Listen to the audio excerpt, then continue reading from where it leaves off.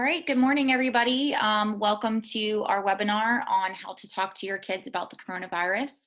My name is Natalie Funk. I'm a licensed social worker for Cognitive Behavior Institute.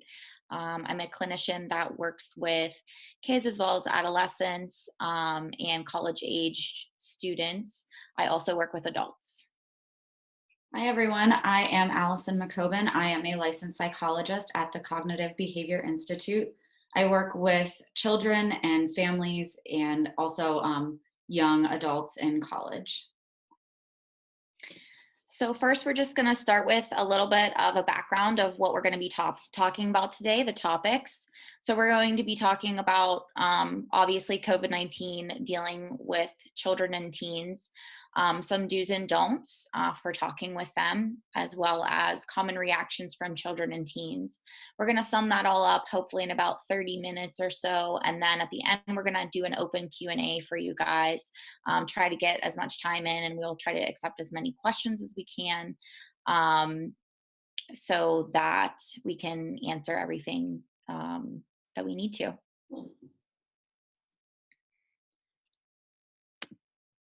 All right, so first we're going to start off with a video that kind of we felt gave a really good overview as to a lot of these why questions that you might be experiencing from your children. Maybe you have this question yourself of why are we, quarantining? Why are we practicing social distancing? So we felt that this video is a really good overview surrounding all of those sort of questions.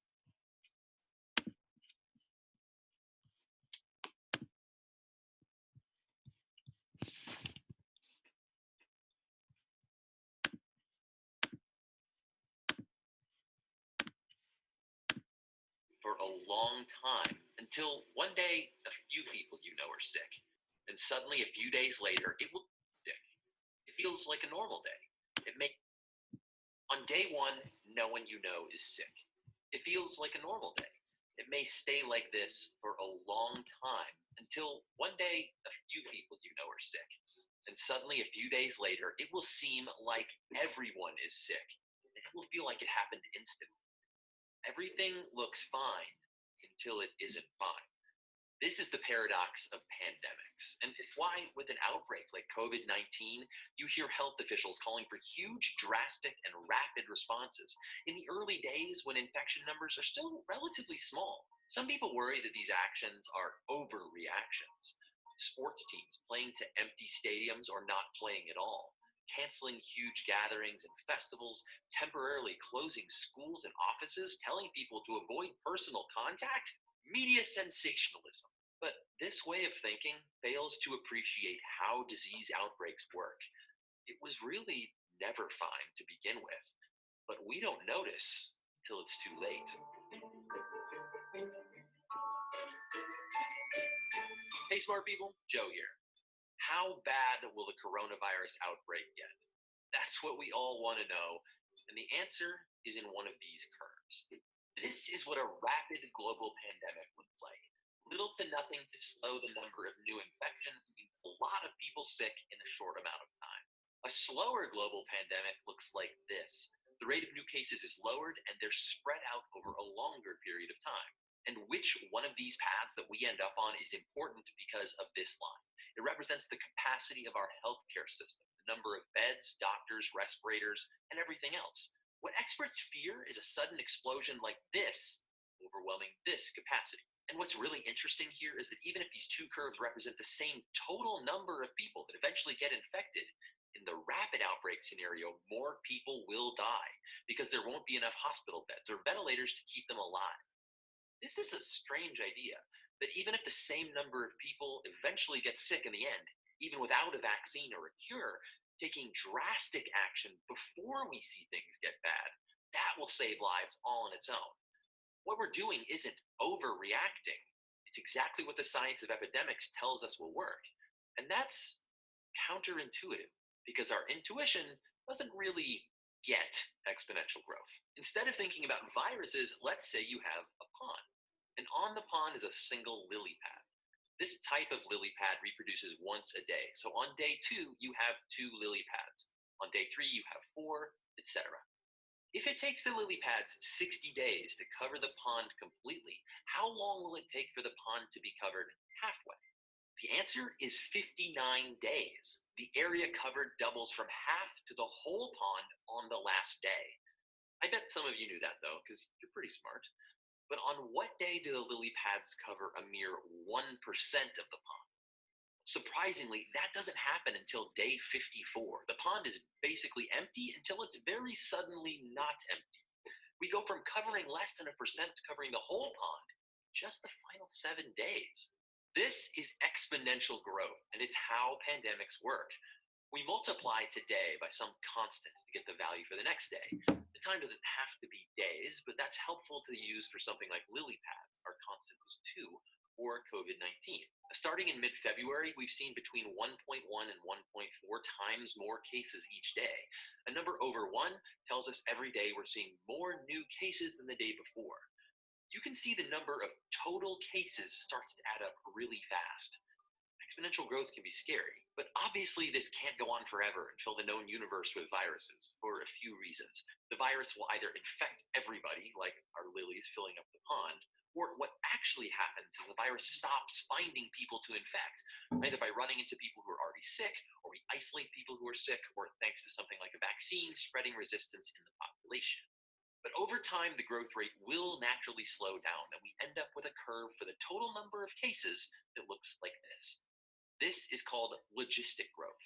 And we call this curve a sigmoid, which is a weird name, but luckily it starts with S, which also happens to be the shape of the curve.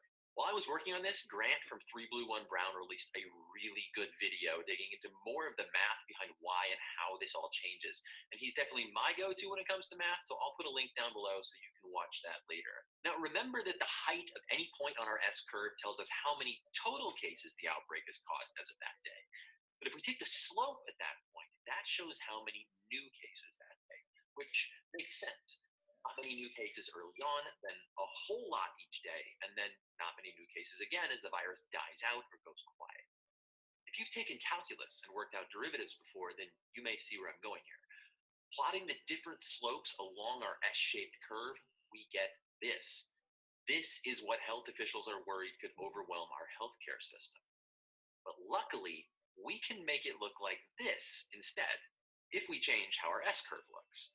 And how we do that is by lowering the constant we multiply from day to day in our exponential growth. The really important thing here is for a virus that humans have never encountered before, like the one that's causing COVID-19, no one's immune to it. The only way to lower the growth rate isn't medicine or anything like that. It's to slow down those infections and keep them from happening in the first place. A real outbreak plays out like this. You have a bucket of infectious people, I, and you have a bucket of people who haven't gotten sick yet, S. The I bucket is tied to the S bucket so that the more full I is, the faster S empties into it. But people are also getting better all the time. So the I bucket has a hole in it that empties into a bucket R for recovered people at some constant rate.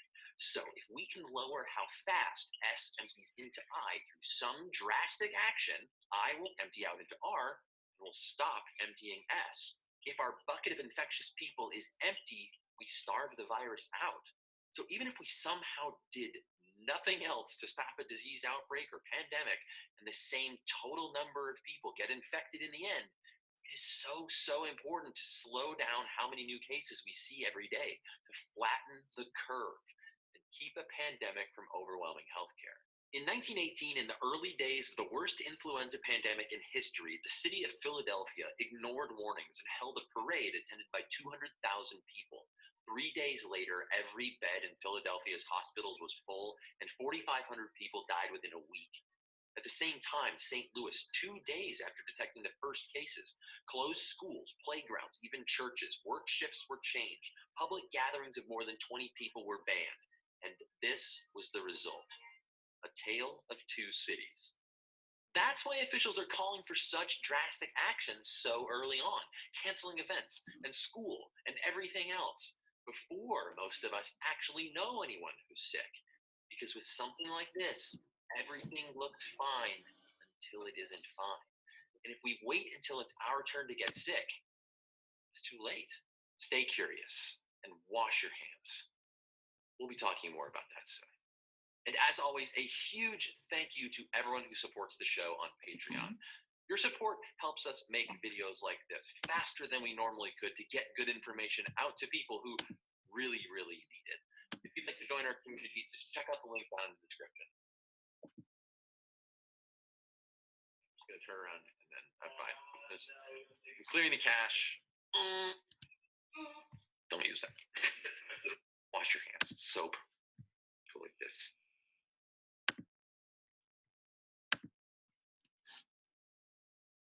All right, so we just thought that that was a good overview of kind of everything that we are seeing as to that could answer a lot of those why questions. So a lot of this information that you all are going to get today, we're going to talk a lot about specific age groups. Would you be able to pull those slides up, Natalie?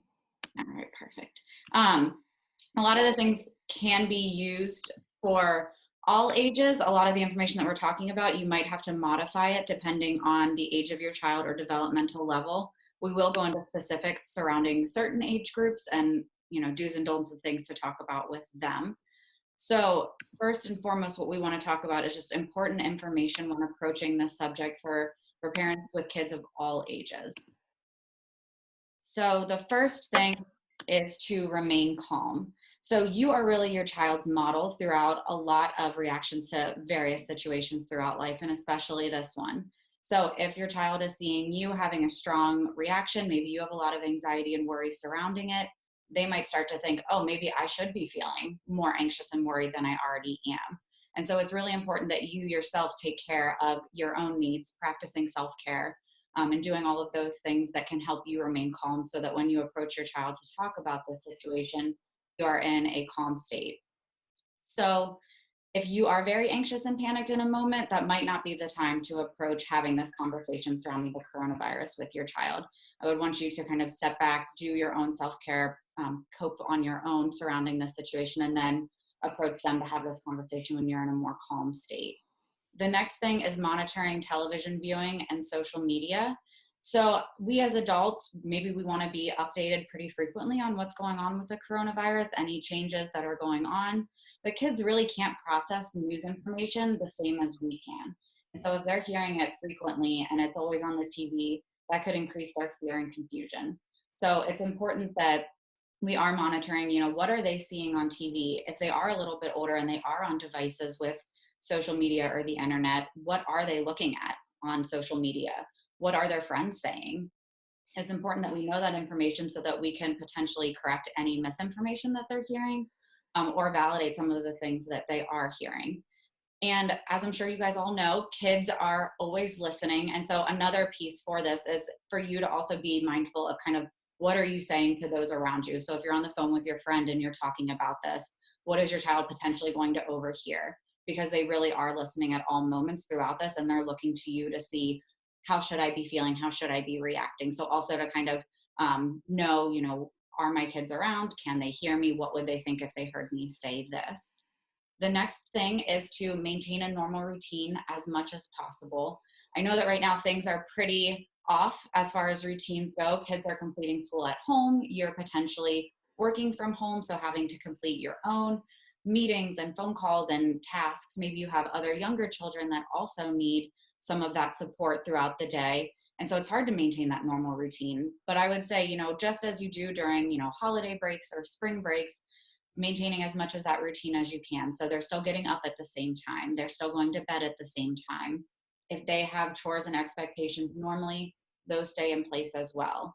What we know is that when everything in the world is changing for kiddos and their world feels a little bit chaotic, if at home their routine also completely goes out the window, that one thing that could make them feel like things are still, you know, a semblance of normalcy for them is also gone. So as much as we can have them feel as if they still know what's coming next in their day-to-day routine with their family. They know they're still eating dinner at 6 o'clock no matter what, and that can give them a bit of feeling a little bit more calm surrounding knowing what's coming next. The next one is to just be as honest and accurate as possible. Again, using developmentally appropriate language, and we will talk about specific examples with this, and then also just general information surrounding different age groups. But it's important for all age groups to be honest and accurate. If you don't know the answer, it's okay to say, you know, I'm really not sure yet. But what we want is for there to be open lines of communication where kids feel like they're going to come to you and they are going to hear information that's accurate. What we find is that if kids feel like they are being shielded from something, or if they are not getting all of the information, that can cause more worries. And so it's important for us to just be as honest as we potentially can. We also want to be available for any sort of questions or to validate any emotions that they're feeling. We really want that open line of communication where they feel like they can come to us for questions and that they're going to get an honest and accurate answer, because if they don't, kids might then turn to their friends. And I'm sure you all know your kids' friends might know all of the answers well, but they also might be giving them some information that could increase those fears and worries. And we also really want to validate kind of how they are feeling. If they are feeling worried and scared, letting them know that's okay to feel that way. Just because we're validating doesn't mean we're agreeing. But we do want to let them know it's okay that they're feeling the way that they are, so that they do feel like they can express those emotions to us and we can help them through that. It's really important throughout these times that we are explaining changes that are important to them. So anything going on with their school or their spring sports, or potentially vacations coming up this summer, or family visits. It's really important to also kind of validate the disappointments throughout these life changes. You know, if prom is no longer happening, validating that disappointment, or potentially, you know, graduation or their senior spring sport that they're not able to play now. You know, really being there for them so that, you know, they know the changes that are going on and you can kind of support them through that. And then finally, focusing on what you are doing to stay safe. Right now, there's a lot of things that are out of all of our controls, and that can be really hard. And so to focus on the things that we can control can sometimes create some of that comfort and security for your kids. So letting them know, what are you guys as a family doing to stay safe? You know, are you hand washing, social distancing, taking specific precautions when you guys do have to leave the house? Letting them know these are what you can do to stay safe throughout this time. When there's a lot of things that we can't control, this is one thing that we can control throughout this.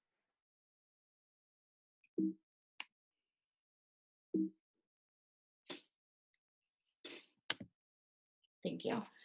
So the next thing we're going to chat about is just developmentally appropriate information for each age group. And we are going to go through a couple specific questions that your child potentially may ask you. But first and foremost, we really want to kind of take cues from what they already know. So we want to know what they know. We don't want to volunteer too much information that might cause more worries and confusion for them. So we really want to start with just, what are they hearing? What do they know? And what do they have questions about, so that we can really guide them. If they say, yeah, I know it's this virus, I'm not too concerned, then you can kind of take their lead and just kind of, you know, share minimal information and then let them continue on. Or if they do have a lot of questions, be there to support. So we really want to just follow with where they're at. So for the preschool and early elementary crowd, we want to keep information as brief and simple as possible. They don't need to know all of the statistics. They don't need to know all of the gory details. They need to just have very simplistic information, such as, you know, adults are working really hard to keep you safe. For the upper elementary and early middle school group, this group, we really want to be mindful in assisting them in separating rumors from facts. So this group might be more prone to going to peers or social media for their information and facts. And again, some of that information on the internet is very accurate and it's great. Others might not be as accurate. And so we want to really kind of be able to separate that for them. And then also allowing them to feel that semblance of control. So the efforts that are in place for them to prevent germs from spreading, the things that you guys as a family are doing that they can do. And then we move on to our middle school and high school age kids, which are sort of mini adults. So a lot of them, as Allison said earlier, do have accurate information, but some of them also, again, are listening to what their peers are saying, looking on Facebook, other social media platforms. For high school or even middle school age kids, it's easy to ask them directly, hey, what do you think about the coronavirus? What do you think is going on? Usually they'll give you pretty much their answer about what they're interpreting through friends or through social media, or through stories that they're hearing in their school district about how severe this is, what their ideas are surrounding it, if it's the end of the world or not a big deal. So you want to discuss their thoughts on that degree of severity, as well as the need for safety, and, you know, adjust appropriately, whether it's we want to kind of keep it in the middle instead of one extreme or the other. Okay, so we are going to talk about two specific questions. And so I would say kind of be prepared to repeat this information and explanation several times for your kids. Some information is really hard for them to digest and understand, so they might ask it multiple times.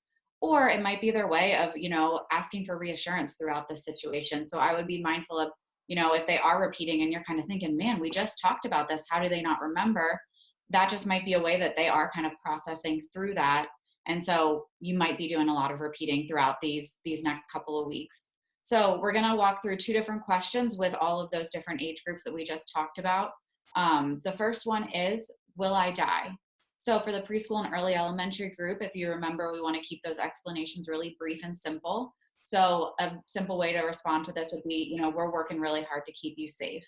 What we don't want to do is we don't want to give them any sort of inaccurate reassurance of saying like, nope, you're good, you're not going to die. Because in all honesty, that's not the honest truth. We don't know, but we do want to reassure them with the information that we do have of, we are working hard to keep you safe.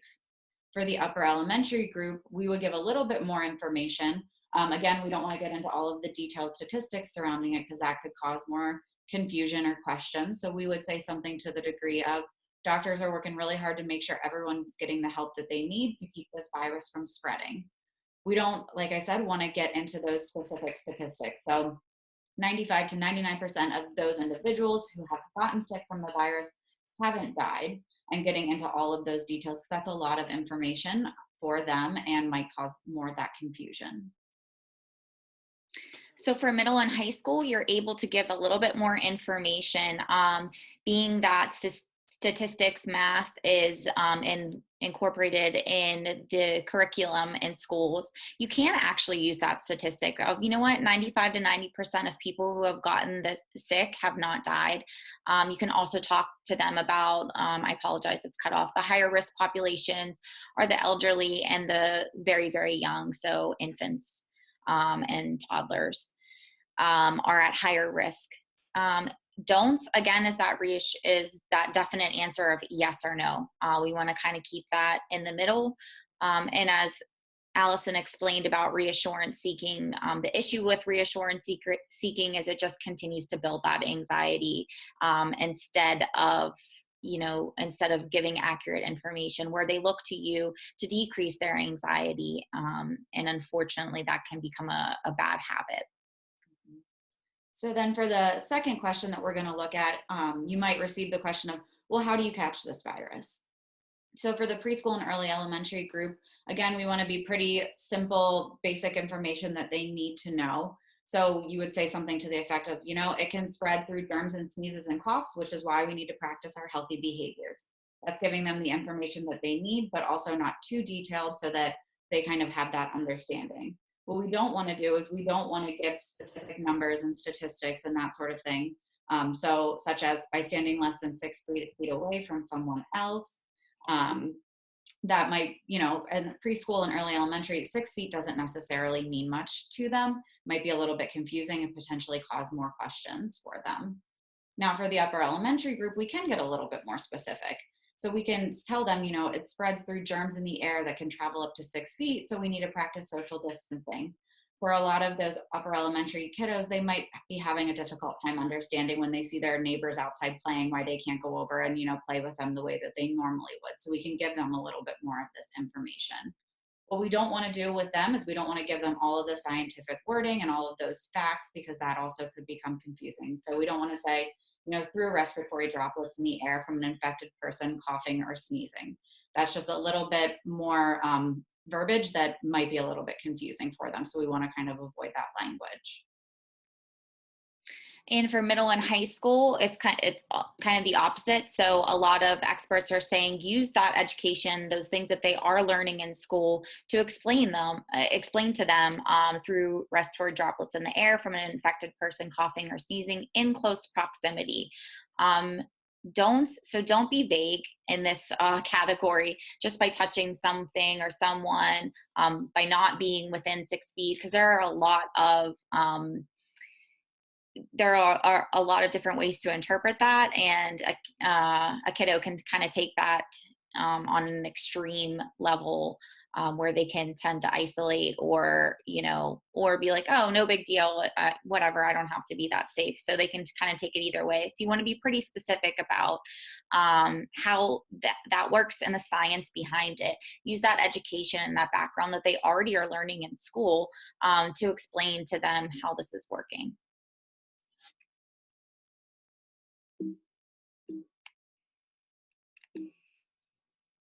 It's not letting me go. There we go. Okay.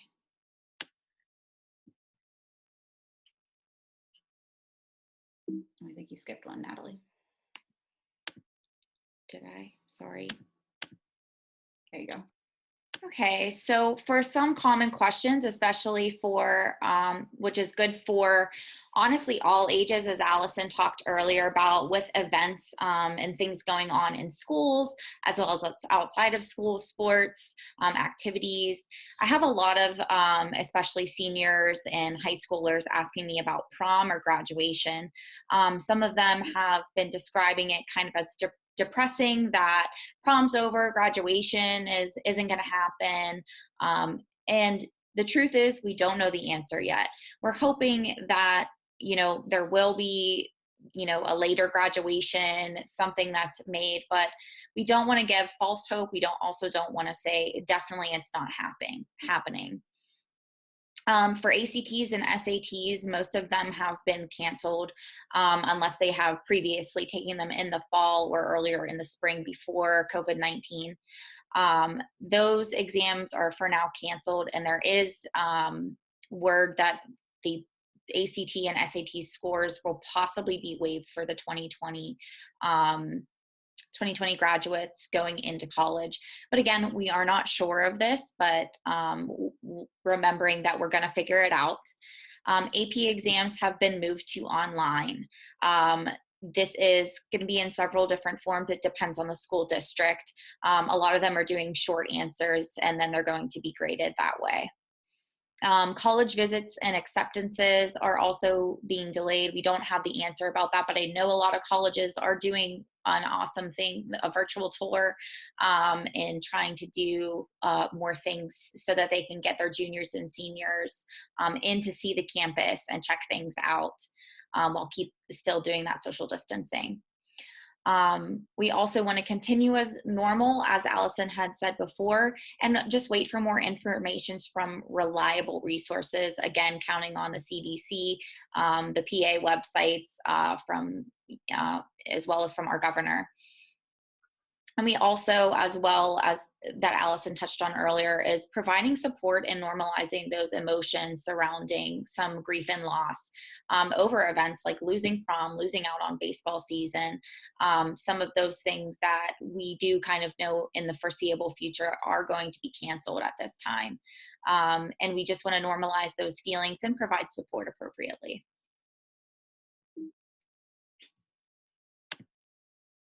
All right, so now we're going to talk about some common reactions within those 3 different age groups. Now, I would want you to kind of also think about, the developmental level of your child. So these are common reactions within these age groups, but some preschoolers developmentally are a little bit older, and some, elementary school kiddos might be developmentally a little bit younger. So kind of keep that in mind for your child. So these are all very normal during times of stress and big changes for your children. So everything we're talking about, these are very normal at this time. So for the preschool group, we might see more of a fear of being alone and bad dreams, some speech difficulties, loss of bladder and bowel controls, bedwetting, changes in appetites, and then increase in some of those tantruming and whining behaviors. So what you guys can do throughout this time is that you really can, plan calming and comforting activities potentially before bedtime, being very patient and tolerant throughout this time, and then maintaining those regular family routines and expectations. All right, so for the elementary age group, we might see that increase in irritability and whining behaviors again, more nightmares and sleep difficulties, appetite changes, more physical symptoms, headaches, stomach aches, withdrawing from peers, not wanting to even do FaceTime or play games with friends, competing for your attention, or forgetting about chores and new information learned at school. So what you guys as parents throughout this time, again, I would ask you to practice that patience and tolerance within some of these behaviors showing up. really encouraging expression of emotion through either conversation or through playing games with them. And then also setting gentle but firm limits. Throughout this time, if they are forgetting about chores or assignments in school, we want to maintain those same expectations that we've had in the past. You know, if they would have a consequence for not completing a daily chore, we still would want them to have a consequence for not completing a daily chore now. We want to be gentle but yet firm because we don't want new behavior showing up throughout this that then we need to correct later on. And so it's important to maintain those same expectations throughout this time, but maybe in a more gentle way. So common reactions from teenagers, I put them in quotes because this is what I've been hearing. Some of them are like, this is no big deal. No, I'm not really worried about it. I don't really care. I can't wait till this is over. Another common reaction is the complete opposite, and that this is the end of the world. You know, life is not going to go on. Very typical dramatics of teenagers. And then there's kind of the middle ground where I really don't know what's going on, but I've heard this and this from so-and-so, from my neighbor, from school, from social media, Facebook. A lot of common reactions are also irritability with following the social distancing rules. A lot of teenagers have accepted the social distancing at this point, but are kind of frustrated, feeling very trapped, a little bit stir crazy. And you'll see some irritability with other family, especially with family members, siblings, parents, about those rules. Boredom is one thing. I've heard teenagers already tell me that they're running out of things to do. Isolation is a thing that we really want to look out for. It's not a healthy behavior, but it's definitely a common reaction that can happen where they're spending a lot of time in their room. We want to encourage those teens to kind of get out of their room, be interacting with the family, whether that's just at meal times or for certain activities, making sure that we have that appropriate amount of privacy, but also time with the family, because isolation can also lead to other mental health problems and are also signs of mental health problems. Agitation, again, with the irritability and agitation with social distancing, and more or less involved in family activities, depending on how scared or secure they may feel about the situation.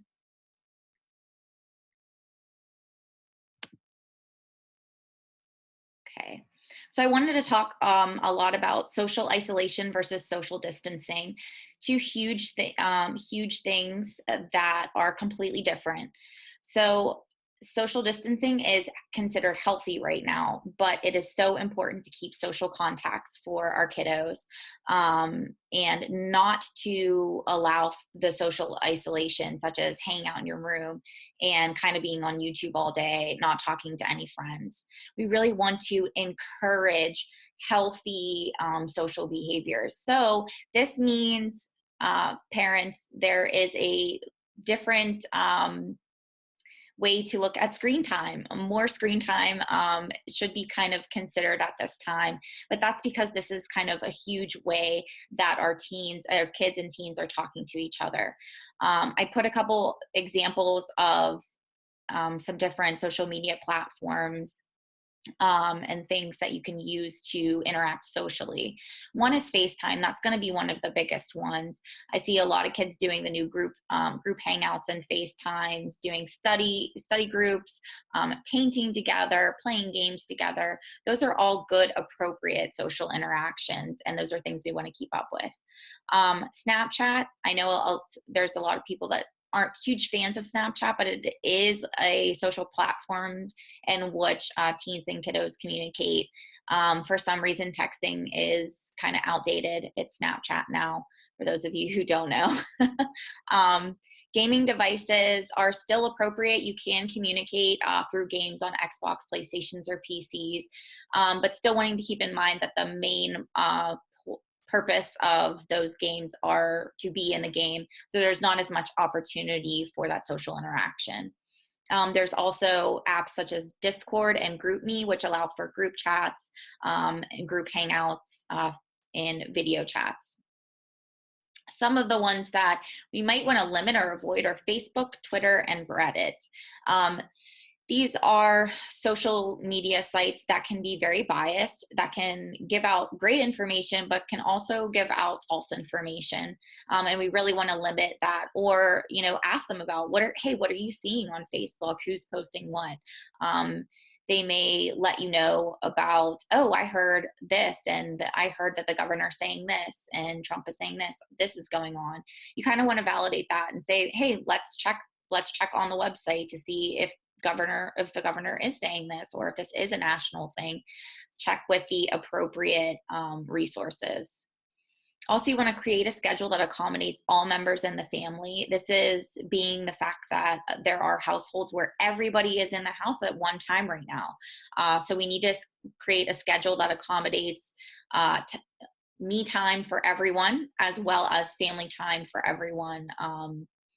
And then we want to remind teenagers, again, with that screen time, that this is a temporary change. You will not forever be able to have full access to screen time. But remembering that it's really important right now to not focus on necessarily the quantity of the screen time, but what they are using screen time for, because it's really important to avoid that social isolation, continue having those strong social contacts, and continue with the appropriate social interactions.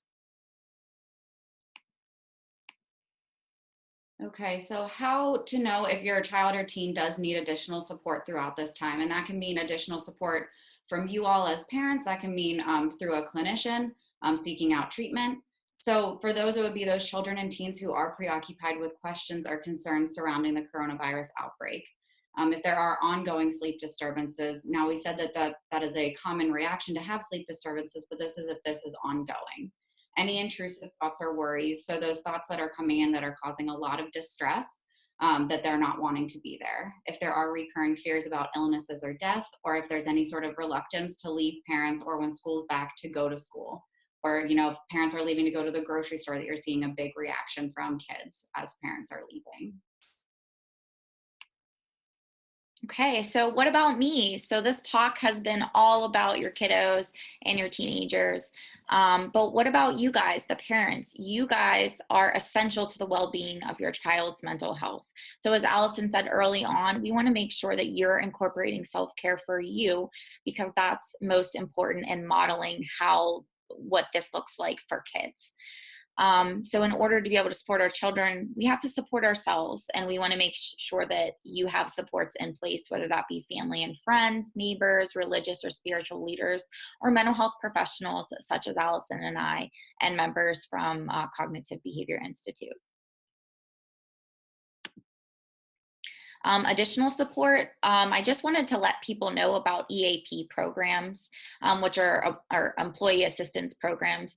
Some insurances allow for certain sessions to certain people to are eligible for several free or discounted sessions through your insurance, and they're particularly for times of crisis.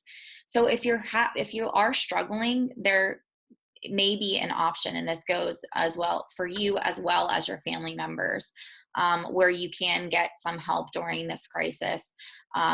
People at the Cognitive Behavior Institute, we have a great admin staff and accounting staff that can look up your insurance policy if you are not sure if you have any benefits or an EAP program, and they can kind of let you know what that cost is, or that modified cost is, or if possibly you have free sessions, because now really is a great time to use those.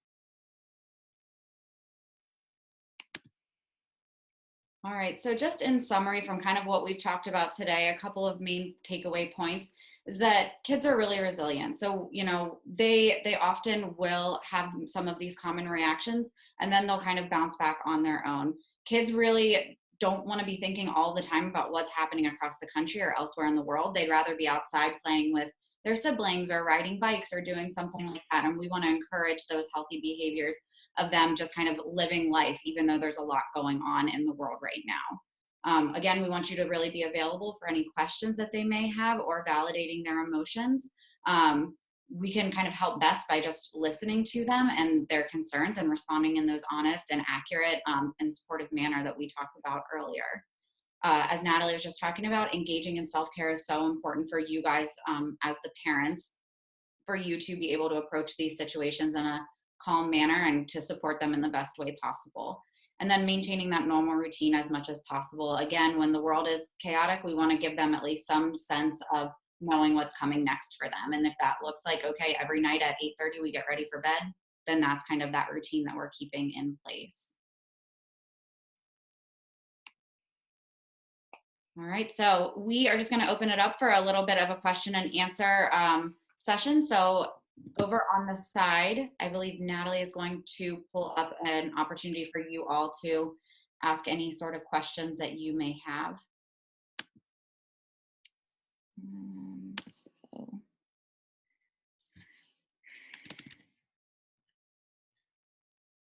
So I pulled up a chat question.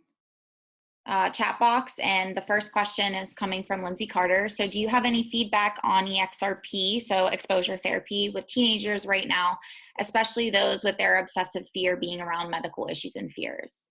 I'm going to send that one to Allison, since she works a lot with EXRP and kiddos. So there is EXRP that can be used surrounding all of these worries and fears going on, and also kind of validating that right now things might look a little bit differently, but continuing to work with, kids on those exposures that you are doing surrounding those illness-based worries or any of the germ-based worries, that we still want to continue to provide treatment and still maintain those same rules and regulations that have been in place surrounding exposures and resistance to rituals. While at the same time practicing the safe hygiene. It's a little bit of a balancing act right now. And so I would say for individuals that are experiencing that, every case is a little bit different. So kind of chatting with your mental health professional that you are working with surrounding that for that specific situation that's going on. Yeah, I agree. And also remembering about what Dr. Gallagher had to say about EXRP, which is making sure that we're following the protocols for health concerns, but not going over those protocols, like past them. Mm-hmm.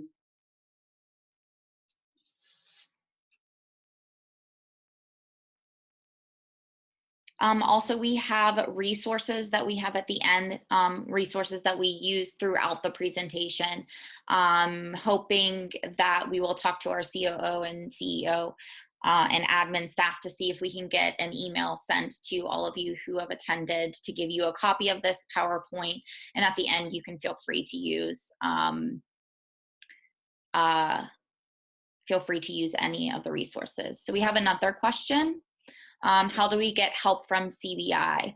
So I'm going to go to our last slide, which has our information on it. Whoops.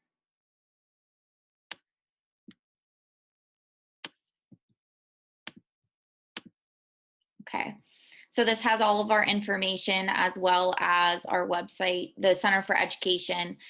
We can send out phone numbers. What services do we provide? We provide services for all ages. So from young children to geriatric population, we provide telepsychiatry, as well as the therapy via virtual right now. And we are accepting clients in all areas. So to get help from us, feel free to give us a phone call at 724-609-5002, or visit our website at papsychotherapy.org. And you can call, check us out, give us a call, and we can get a referral, and we can get you set up with an appointment. We treat all different kinds of disorders: anxiety, depression, OCD, eating disorders, marriage also, as well as family, couples counseling, and again, working with all ages and populations. So we have someone for you. Then I just wanted to jump backwards really quick while we are waiting for another question. So in the resources, Oh, go ahead. Sorry, that was me. So the fifth bullet point down, it is an allied health link, and it says Caroline conquers her corona fears. I have used this a lot with a lot of the younger kiddos. So this is a coloring book, but also a storybook that follows from the child's perspective. So a little girl named Caroline is walking through her experience throughout this coronavirus outbreak, as well as the quarantine, and kind of how she has navigated some of her worries or some of the things that have occurred within her world. And I found that it's nice to utilize with kids that might have a lot of questions or fears surrounding it, because it's kind of how she worked through it. And so it's something that you can print out, the kids can color it, you can read it as a family. So I would highly encourage that if you have younger kids to check that resource out. We have another question, thoughts on putting things into perspective for older teens, examples comparing their proms being canceled to maybe the sacrifices their grandparents or great-grandparents might have gone through with war or the Great Depression after validating their feelings. Yeah, I think that's a great idea as long as that's within your value system. I think that's great, especially even if they have living relatives too that can kind of discuss that with them, relate to them on that level about those disappointments, about those different things, and kind of how they coped with it as well. And I'm sure the internet also would have great resources for those as well.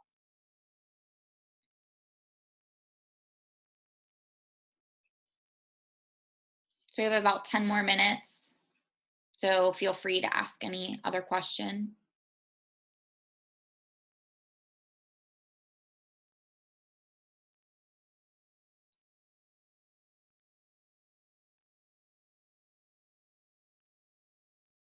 Again, speaking of resources, so the second to last bullet point is virusanxiety.com.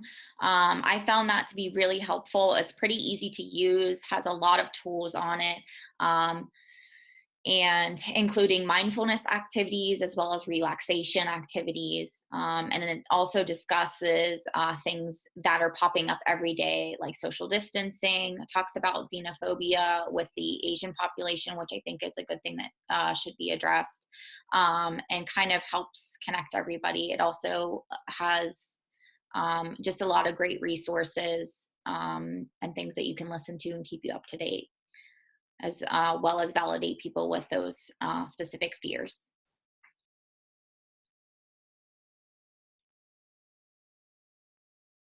And then if you do have a younger kid that is, having a difficult time expressing emotions or talking through this, you guys can really support through, allowing them to draw out what's going on, or through play and encouraging that expression. If you are wanting to do just some, emotion identification work with your child, there are a lot of really amazing YouTube videos that kind of walk through from a child's perspective how they're feeling and different activities to do to express those emotions. And so if that is something that you guys are interested in, we do have those resources within CBI to send those over to you. You can also, go onto YouTube and Google it. It's pretty straightforward. There's a lot surrounding that Inside Out movie where they do a lot of talk surrounding a lot of these different emotions. But there are a lot of books also that are now being read virtually from different individuals where that previously was not an option. So books on feelings, you don't not even have to buy, that there's just a YouTube video with somebody reading those books out loud. So I would definitely also look into whatever sort of resources you feel like would be best for your child. There's a lot of online free options that are going on at this time because a lot of people are making those things available. We have another question. What are some examples of self-care that parents can use for themselves and some for our kids as well? So for parents, self-care, give yourself time for just you. Whether that's explaining to your kids that you need that time, separate time and space. Allison, what would you say are some good ideas for self-care for kids? So for self-care for kids, kind of as Natalie talked about earlier, that everybody in the family, when there is all of this togetherness, we might see some increase in conflict between different individuals within the family because everybody is in isolation and quarantine, right? Or not in isolation, but in quarantine, all isolated together in the house, that it's important for everybody to have their me time. So it's important for your child if they say, I need a break and I just want to sit in my room and talk to my friends, to kind of allow that space for them to do that, for them to have that me time. If they do want to do a puzzle by themselves, that's totally fine. allowing them to figure out kind of what do they need to feel calm. If they're listening to music and they just want to be alone in their room, giving them and allowing that space rather than saying, well, we all have to be downstairs from this time to this time, might kind of increase stress and frustration for kids. So allowing them to say, I need a break and I need some me time, just as you might say, I need a break and I need some me time, allowing your child to also have that opportunity to do so. Especially with school for most districts starting on Monday. That might be kids expressing, I need a break from this, and, I need to do an activity. Again, making sure that that activity is appropriate, and we are, and they are using it for self-care, as this can be overwhelming, and allowing and kind of explaining what me time is to those younger kids as well as teenagers, and letting them know, it's okay to ask for that time for self-care, for that me time, that time alone, whatever it is that you need, and kind of asking them, what do you need during this time? And keeping that line of communication open with kiddos.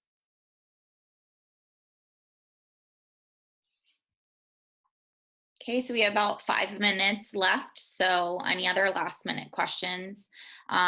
Also, we want to encourage you guys to reach out and contact us. As Allison said before, we have tons of resources for all ages and all different things that people may be dealing with right now at this time. The Cognitive Behavior Institute has been really helpful with providing resources for people of all ages, as well as our telepsychiatry team, which is great. We're able to get you guys in quickly for telepsychiatry, as well as we do have psychiatrists and nurse practitioners that work with teens as well as children.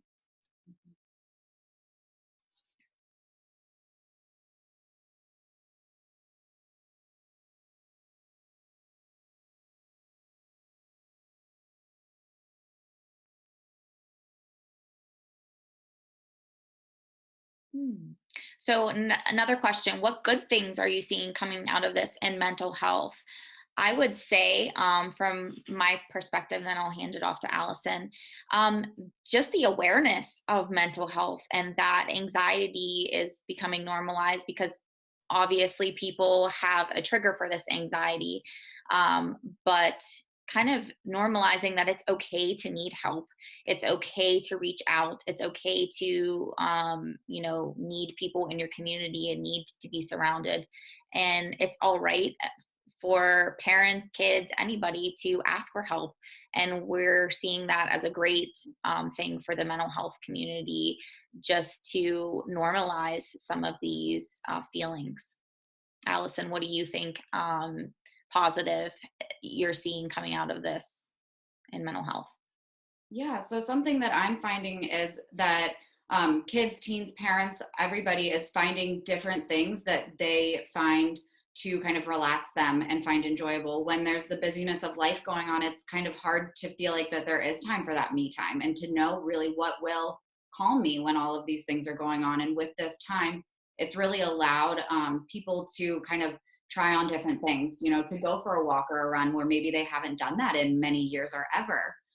Or, to sit down and write for 20 minutes, or to do a puzzle. And people are finding, wow, this is actually really relaxing and calming. And I didn't ever know that before. And I probably wouldn't have ever taken the time to even practice or try this out because of, school responsibilities, sports, getting kids somewhere, all of these things is really allowing people to pause and figure out, what do I need in this moment?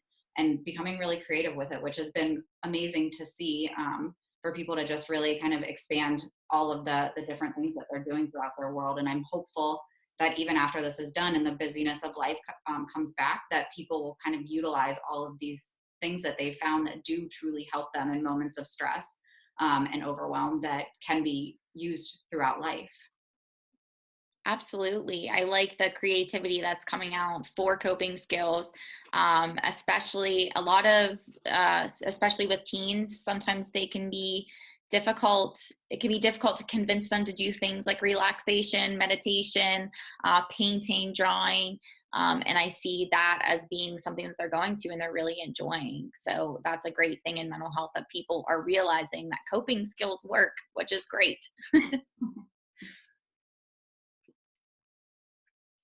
So we have about 2 minutes left. If there's time for about one more question. If anybody has questions. Again, I will also be reaching out to make sure that everybody who is in attendance and who has signed up that we send this PowerPoint to you so you have these resources as well as a reference to go back. And again, our information is on there as well. Please feel free to reach out to us at any time. Absolutely.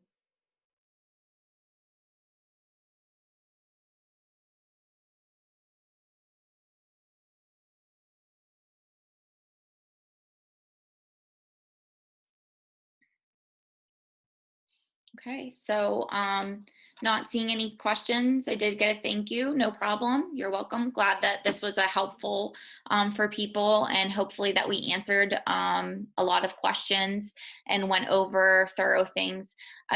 Again, please feel free to reach out, shoot us an email if you have any questions or need additional resources or for any referrals. We can definitely help you out.